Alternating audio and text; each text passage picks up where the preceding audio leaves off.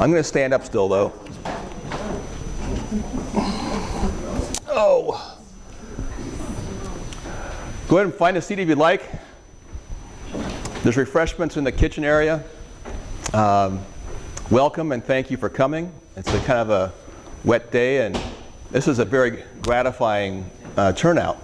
It's our very first one, and Beth was gracious enough to be the lead-off person. So again, thank you and welcome. I'm Mike Monroe. I'm a director with the Historical Society. We have Sandy Del Cuesta. Ellie's always working, okay? She's moving things all the time. So Kathy Sullivan, our president's in the back. Who else we have on the board here? Jean's there, okay. Jean is, well, how many months now? 2 months on the board? 2 months, okay. So let me give Jean a round of applause for volunteering here. So Ed Brown. So Ed has a small business in town, and he does like family histories. So he'll do recordings of someone, like go to their home, and he'll put together a production, either on a DVD, whatever medium that you would want. So he does a lot of biographical or autobiographical research and puts things together for families. It's really a cool idea. In addition, he's been immensely helpful to me and the Historical Society, because when I talk, I just talk. I don't use a microphone, and so the tech part of this whole thing is kind of a foreign thing for me. So Ed, thanks so much. And Ed and I are working on a Charles Kellogg project, so I have to mention Charles Kellogg at least once a meeting. My friend Tim over here will smile, because every time I see him I have something to say about Charles Kellogg. But we're putting together a program for the Sierra Club in the summertime, so it's going to be a lot of fun. So, just one other thing, the company's Forget It Not. Oh yeah. And I'm right above Just Breakfast there in town. Yeah. Is that the Skeels building? No. Nope. Whose building was that? I don't know, but somebody told me it's haunted. Oh, okay. Where was it? So, Where the Chamber of Commerce. so the building has the Levi's. It'll come to me in a minute. So, as I get older, I forget these things, even though I read about them. So, well. So, why am I so proud to be here? First off, Kathy and the rest of the board of the Historical Society have given me a lot of free rein to go out and have fun. They do all the work, and I just go out and play around. I talk to people, go on hikes, and go explore. And the ladies keep the place running as I kind of frolic around the countryside. One of the perks of being with the Historical Society is that I have met a lot of really interesting people over the past few years, and I've been able to interview them in a very casual sense, okay? And usually we just sit down around a kitchen table, or maybe in a coffee shop or something, and just have a conversation. So this is kind of launching from that idea. Why not just have a conversation, very casual, let Beth talk. I'll have some questions and stuff, but just have a conversation, and it's no big to-do. I always have a few questions, and thank goodness Beth has a wealth of, she's been here a while, okay?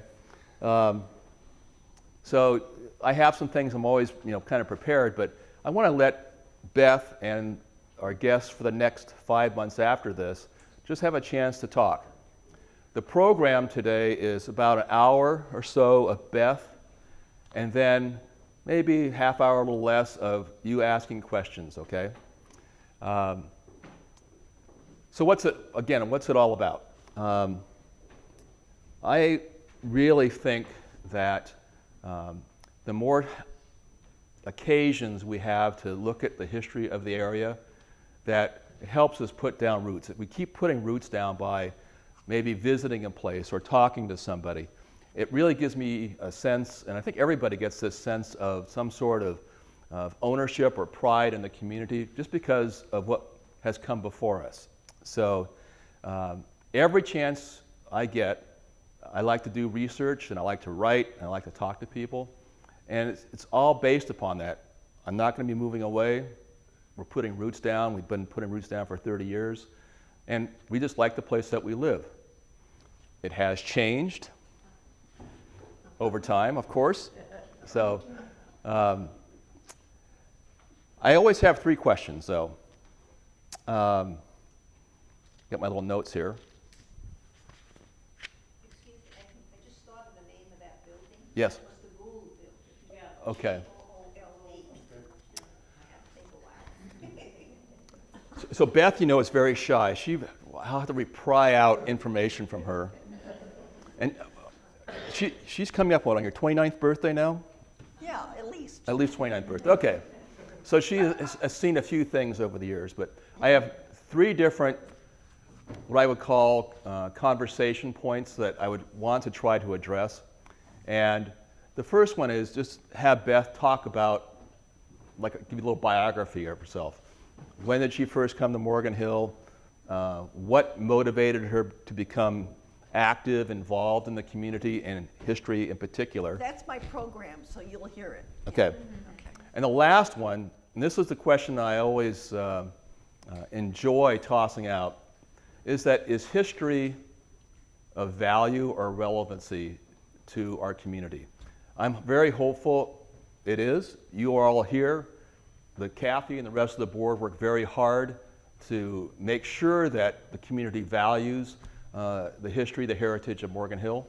So I'm curious, later on I'll ask Beth, and I'll ask her why or how can we make sure that the younger generation values history? Why or how can we make it more relevant to them? So with that, I'm going to turn it over to Beth. So Beth, why don't you start with a quick biography of, in 2 minutes or less. No. Uh-oh. This is very fancy here. Okay, I'm Beth Wyman, and I think I know most of you, and a lot of you have been here longer than me, so you know more than I do, so you can correct me at any point. And I want to welcome Marilyn Liebert, our vice mayor. Oh, great. Nice to see her.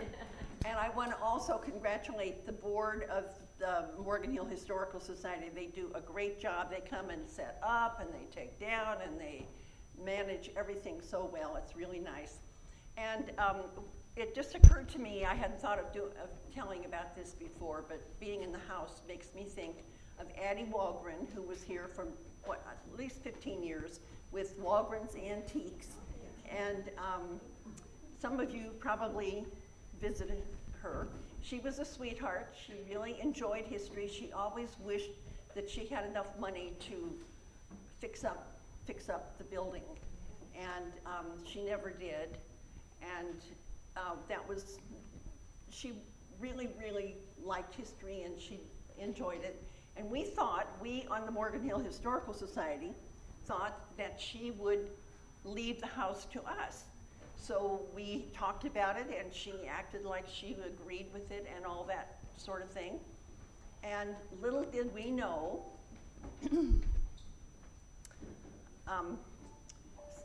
a very handsome elderly man from the Lion's Eye Foundation started coming and visiting with her and taking her out to lunch. And it was years before we knew that she had given the house to the Lion's Eye Foundation. I mean, I didn't know that until we recently got a title search on this building here, and we realized that that had happened many years before we found out.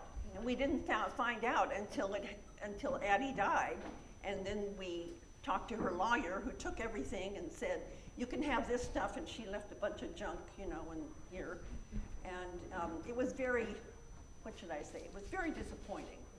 But that's the way it happened. But it turned out okay, because the Lion's Eye Foundation didn't want to deal with a, quote, historic building. It was on the National Register, so they had to deal with it. They weren't given any choice about that. So eventually it went to the city, and then it went to the Historical Society, and it is what it is today because of all the good work that this board has done. Kathy? Beth, maybe address the fact that that the foresight of the people that got it on. I can't hear you. Can you address the foresight of those people that worked to get it on the registry so that it would be saved? Otherwise, this house probably would have been torn down. Address how it got on? Yeah. Who did it? The foresight Oh. of getting it on the registry before it got transitioned to the Lions Eye Foundation. Yeah, Because right. it never would have happened No, after that. right.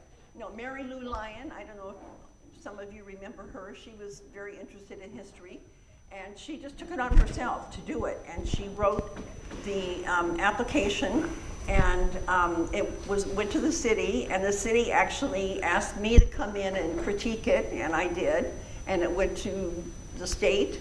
If it's approved at the state, then it's a shoo-in at the federal.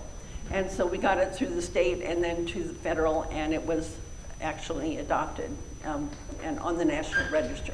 So that's a very important thing. We're looking at doing a registration right now for the Grange building, and we don't have very many old pictures of the Grange building. So if any of you have old pictures of the Grange building, it was a school before it was the Grange. It was the second school building that the Morgan Hill School District built.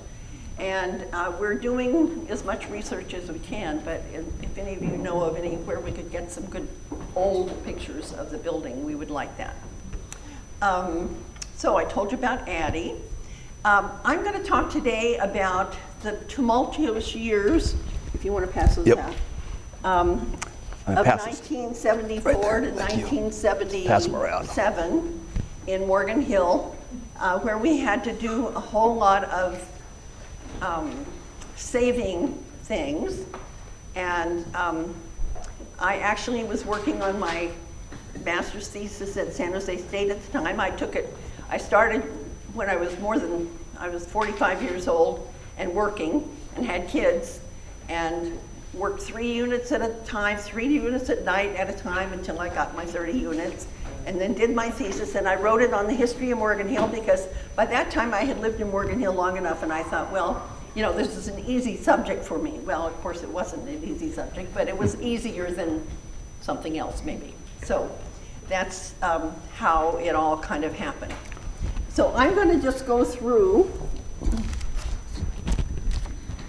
the Yagas Valley zoning. I need my glasses.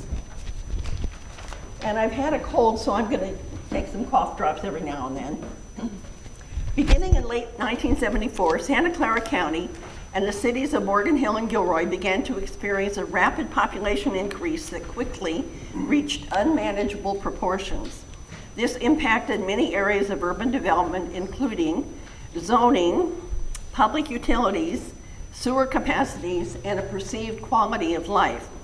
My family and many others who moved to Morgan Hill in the early 1970s were moved here to escape the rapid growth of San Jose and became alarmed enough to take on some of the issues. I'm hearing that again from people. People are calling me and saying, I thought we had growth control. I think you're probably hearing that. We do. And I'm saying, yes, we do, and I try to explain that we had a catch-up of 3 years and so forth. The Yagas Valley zoning was the first issue that came to our attention. For those of us who lived in the Yagas Valley, we referred to it as our Dear Lucky Homeowner letter from the city. The city told us that a developer would be building 17 homes just beyond the corner of Teresa Lane and Yagas, and that all of us would have the privilege to pay for a new sewer for those 17 houses. Well, at that time, we were less than 40 homeowners in the whole valley. And we put together a Yagas Valley homeowners group, and to the city's astonishment, we protested this. They went, what? You don't want its love to buy a sewer, you know?